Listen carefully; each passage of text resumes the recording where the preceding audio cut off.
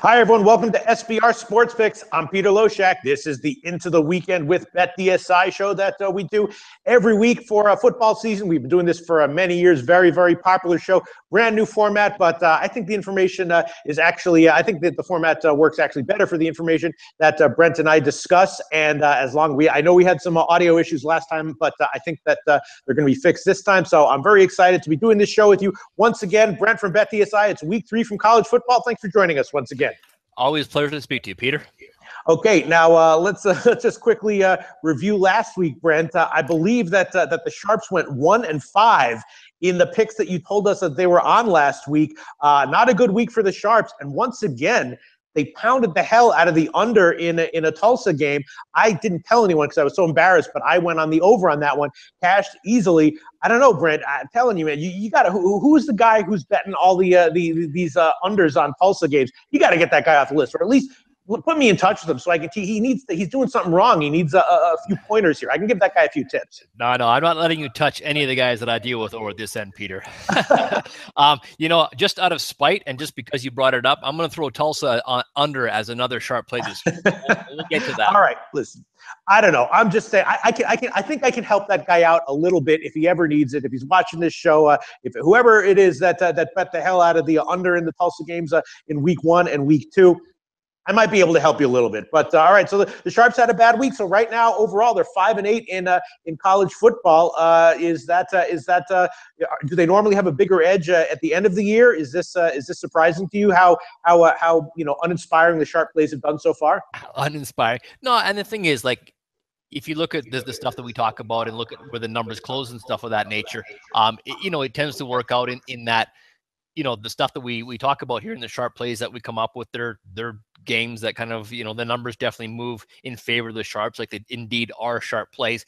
You're not going to win all of them all the time. And again, we talk about, we're talking about last week and we kind of hammer through to customers or people all the time who listen to the show and stuff, is that we're really talking about a long-term view. Like if a guy's going to, hit 57% or more over the long term, are you okay with that? I mean, you definitely should be okay with numbers like that. And that's kind of, where we're going with this stuff. I mean, you look at the games and the numbers we talk about, like Indiana being like at 2.5, and that game, I think it went all the way up to like 5 and closed like 4.5 or somewhere around there. So you look at a lot of these numbers in terms of where they come out and where we talk about them on this show and where they actually close. And I mean, generally speaking, I think the numbers kind of, close where they should be based on the information we're talking about. And the information is definitely sharp and the bettors are sharp and the sides are right.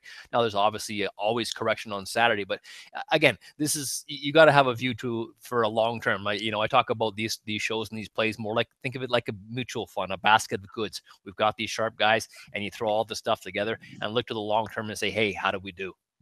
Yeah, absolutely. Well, the Indiana game was the one sharp play last week that I did agree with. I gave that one out myself. All right, well, let's see what the Sharps and the public are on this week. Let's just start off with 3 games of note that I want to ask about. First one, obviously, Clemson, Louisville, huge matchup. I'm guessing that the public is as attracted to Louisville as they would be to Clemson in this spot. We haven't seen much movement at all over the week. It's pretty much been on 3 the whole time. So I guess that's pretty suggestive that at the very least there's been no sharp action on the side for this game. Yeah, I mean, that this one, I mean, it did open some places at 2.5, but almost everyone else, it was like a solid 3 when it came out. It's been 3 since then. There's been like some 3 minus 115. There's been some 3 dog 15. So, I mean, I just don't see this thing moving off 3 based on the fact it's been open so long and hasn't budged at all.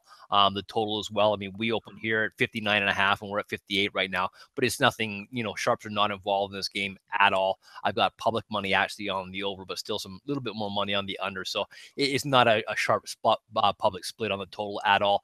My wager count in terms of the actual individual number of bets I've taken is about 2-1 favoring Clemson, but in terms of the money, it's almost nothing. And obviously we're not going to touch and move off of 3 based on, a wager count or anything like that. Our dollar volume is almost squared up. So just for once, every now and then, you get a solid number. And, from our perspective, sitting down, as a risk management, if you want to call it that, the less you have to move a number, the better off you are long term. So we're sitting on this 3. I just can't see us getting off of it. Right. Sounds good. Great matchup, great number, and you'll get big public action on that game and probably juice out. Nice situation for the books. Then the next game I want to ask you about is a game, another big matchup where we have seen a significant line move on this one. Not a quick one at one point, kind of a slow and steady move, and that's Tennessee and Florida. I previewed this game with a professional handicapper earlier on in the week, and I thought that Florida might be the right play here. That was the way he's leaning as well. But the line is definitely pretty clearly, slowly and steadily moved in Tennessee's favor over the span of the week. It was 6 early in the week, and it's gone steadily down. Now it's 4 or 4.5 market wide. Money coming in on Tennessee, and I'm guessing that that's much more likely to have been caused by sharp action than public action. Yeah, I mean, this one, honestly, from my end, I haven't had a ton of movement. Yeah, I mean, I know some places open at 6, but it was mostly like 5.5s and 5s. We're sitting at 4.5, and it's just not a big move, at least from my end yet. I do have a wager count that does favor Tennessee, almost 2-1 favoring Tennessee. So, I mean, if there is sharp money that drove that down so far, more than just public money, we're kind of, we would welcome that spot in that if the sharps like yourself, like Florida on this one and then public on Tennessee, because it's always good to be on the same side as Peter, so he doesn't beat us up the following week about the ones we didn't cash. But no, I'm sitting at a solid 4.5 and a total of 48.5. I think this total opened like around 50 as well. I mean, so the total hasn't moved a whole lot. I do have slightly more bets on the under, which is, usually surprising in terms of the public usually betting for points. It's kind of, we talk a lot about how I get a lot of overaction, over bets in these games, and more so in NFL with marquee teams, of course. And it's just, I think part of it is more just like the psychology of a guy sitting down to watch a game. Are you going to put your money down and hope for something to not happen? Basically, it's like I don't want teams to score. That's the bet I want to make. No, you want to see something happen. You want to see points, so you bet the over. So we generally get more customers betting the over. This is the case this game here. I've got a wager count. Again, it's almost about 3-1 favoring the under, but nothing big. My side, like I said, we're sitting at Florida 4.5. My count is about 2-1 favoring Tennessee. I've got slightly more money on Tennessee as well, but no big position and no sharps on this one yet. All right. Well, that's to me, that's kind of good news. Whenever I hear that that the public at the wager count is favoring an underdog, especially in a spot where I was already thinking about taking the favorite, that's always good news to me to hear, because obviously it's usually the opposite. Usually the public favors the favorite in any given situation. No sharp action yet on Florida. We'll see if that does come in by game time. And then the other game I want to ask about is Colorado State Alabama, and I guess I picked this game because Alabama's kind of quietly again the top team in the nation. It's kind of gotten to a place, it's at a point where it's just kind of boring how elite Alabama is right now. Everyone's talking about Ohio State. Are they underachieving? Florida State. They're kind of talking about a lot of the supposedly elite teams that might not be anywhere close to what people were expecting from them. Alabama looks as strong as ever. The line on this one, they're playing Colorado State, another team with some high hopes and expectations for this season. Of course, Alabama, a huge favorite, opened about 27. Now I'm seeing it all the way up to 28.5. And is the public as huge on Alabama this year in general as always, and on this game as well? Yeah, I mean, they always tend to favor Alabama, and it's almost tough for other teams in college football in that, the good teams just keep on getting better because, I mean, players always want to go to a school that's going to win, and Alabama just keeps on winning. So if you have a choice of where you can go, you want to go and play for a school like Alabama, and the public obviously recognizes that. Sometimes it seems like they're men playing with boys, and they really do. I mean, they do look so good this year as well. My wager count here, obviously indicative of the public all over Alabama, and no surprise. It's about 4-1 in terms of my wager count here. We are sitting at 28.5 and just kind of gradually ticked up. I'm kind of surprised that this one hasn't gone a little bit higher just because I don't really have anything back from sharps to the other side. I would expect it would, you kind of bottom out, I guess you want to call it, one way with Alabama. Maybe you get up to 29.5. You start getting a feel for something coming back, but we haven't seen that yet, not even at 28.5. Now, I mean, our decision isn't huge money-wise. Our count's decent in terms of being 4-1 favoring Alabama, so you obviously know the way they're going to go. And, no surprise with the total. It has kind of, I think it opened around 55. We're still sitting at 55, but, I've got public money betting the over as well. But again, nothing enough to move the number. All right. So the public's still on Alabama once again, and we'll see where this one closes, how high this line will climb, and if any sharp action comes back the other way. All right. Those are three interesting games that I wanted to ask you about. Brent, what can you tell us about the plays that the Sharps are on this week? We'll see what Brent has to say. Again, coming off a 1-5 week, not a good week in week 2 for college football for the Sharps. You don't have to keep mentioning that, Peter. It's gonna I just find it funny. I'm like, who are these Sharps? Who are these Sharps that thought that the Georgia game was a good bet on the over? I'm just curious to know who they are and why the hell they had those opinions. But let's hear what you got for us. It's all fun and games when the games are over and not beforehand. But anyhow, I've got just to warn you, I've got an absolute ton of college football action to run through. So I'm going to try and go kind of quick and maybe not add a whole lot of comment. If you want to stop me at any point in time, no. Go ahead and stop me. But I'm just going to run through. If you hear a pause, that's me catching my breath or getting a glass of water. So yes. Whatever you need. I know, Peter, you don't pay attention to rotation numbers at all, but I'm going from the top down to the bottom. So we're starting with Kentucky, which is rotation number 111. Sharp money came in on Kentucky at +7. They're sitting at a line of 6 right now. That's Kentucky at South Carolina. So I got the road dog Kentucky +7 at South Carolina. Next up is the home favorite Marshall. They're at home to Kent State. Marshall -13.5 is where the Sharps came in. I actually had two Sharps on this one, 13 and 13.5. That line's at 14.5 right now. So two different Sharps on Marshall. Again, 13 and 13.5. UConn and Virginia, the total in that game, I've got sharp action on the over 47.5. We're sitting at 51, pretty much market wide. There's 51.5 out there as well. We've got here's a parlay for you here, Peter, if you can get it down. A correlated parlay it would be, though, Air Force plus the 25.5 and the Air Force Michigan game going under 54. Now, the line now is 50 on the total and 23 on the side, but I do have sharps on both the side and the total in this game. And again, I don't think any place will let you actually parlay those two together because there is a correlation. Generally speaking, books, anytime there's like a 33% break between the point spread and the total, you don't allow that bet for a correlated parlay. So that one is Air Force plus 25.5 and the under in that same game, 54. Kind of a strange one here is Coastal Carolina and UAB.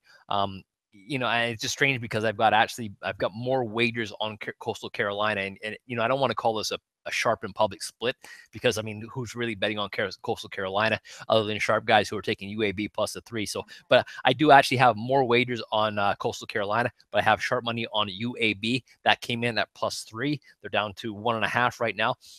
Iowa State, I'm kind of surprised that this is a sharp side this week, and just because the whole letdown factor of that tough loss they had last week against Iowa. They were up by like 10 points, I think it was in the late in that game. Though maybe the fourth quarter they started up by 10. They're on the road now at Akron, and maybe it's just a case where the coaches are going to get them up for this game. Sharp action came in on Iowa State -8.5. Seeing at 10.5 right now, and actually as we speak, I see that number creeping up. I'm seeing some 10.5 -15, and 11 just popped up on the board. So that's kind of an interesting to watch. And I like I said, I just kind of thought it could be a spot where Iowa State might fall flat after that tough loss last week. Oklahoma State and Pitt, I've got both the side and total here. The under action came in on this one. Actually, Oklahoma State and Pitt, the total is now 63.5. I had sharp action come in on the under when it was 67. They also took Pitt plus 13.5. That line is down to 11.5 now. So big moves both on the side and the total. Kansas sharp as well. Kansas is at Ohio. They caught 9 points when the Sharps jumped on them. Right now we have Ohio's like 7 or maybe like 7.5 and 7.5 dog 15 out there. So Kansas a sharp play there.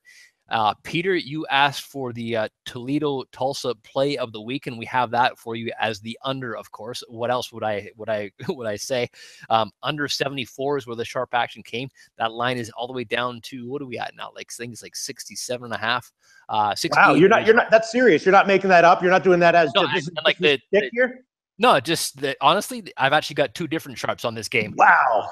The first one came under 74, and another guy came under 73, and we're sitting at, like I said, 68 right now. So it's moved a ton. I'll give you that much at least. And I do have more. I'm going to say public money. I wasn't going to call them squares because I don't want to throw you into that basket, Peter. But I do have more public money on the over. My wager count is definitely favoring the over. But I've got sharp action, like I said, under 74 and 73.5. Two different sharps. So, it's funny that you mentioned that, but yeah, they're on the under again on this one. Western Michigan, I've got another sharp side there, and that is the side Western Michigan.